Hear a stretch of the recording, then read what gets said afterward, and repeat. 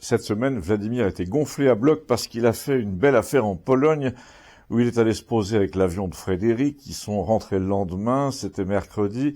C'était une affaire de camions, comme toujours, de camions Volvo, livrables en Pologne en provenance d'Allemagne, avec tous les inconvénients que représente pour lui la situation allemande de blocage économique, mais évidemment aussi avec des informations de première main sur le pétrole russe.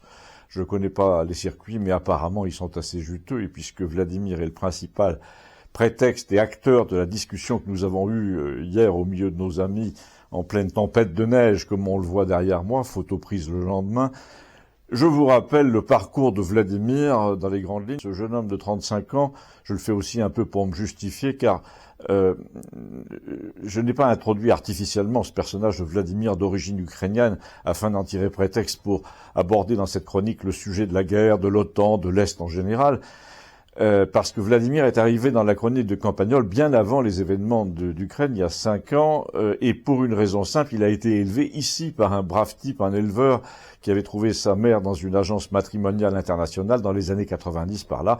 Donc quand il est arrivé en France, il avait déjà 6 ans.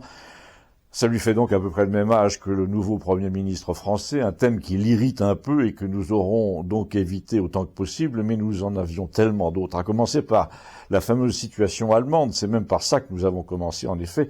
Francesca, qui a les chaînes de la TNT et pas d'Internet, mais qui l'a commandé, nous a-t-elle dit, nous a demandé, je vois pas de quoi vous parlez quand vous dites la situation en Allemagne. Eh ben, justement, Gustave a embrayé là-dessus, devant Christiane, qui venait de lui donner un livre sur la médecine, apparemment, que Maud avait reçu. Gustave a dit, ma pauvre Francesca, c'est normal que tu ne saches rien des blocages en Allemagne, tu n'as que TF1, LCI, BFM TV à te mettre sous la dent, c'est pas là que tu vas apprendre que l'Allemagne a décidé que ça suffisait, qu'elle a décidé de tout arrêter comme ça pendant une semaine.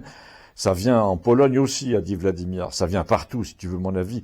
Là, évidemment, l'abonné au Monde a dit « Ne prenez pas vos désirs pour des réalités, c'est pas fait, c'est pas fait. » Et nous avons contre-attaqué en plaisantant de lui, en lui disant « Dis donc, tu te sens comme un dieu en ce moment quand il y a de la neige, hein. On te voit passer, repasser avec ton Duster. » Et le patron du café m'a dit « Il se régale. » Du coup, il va pas le vendre.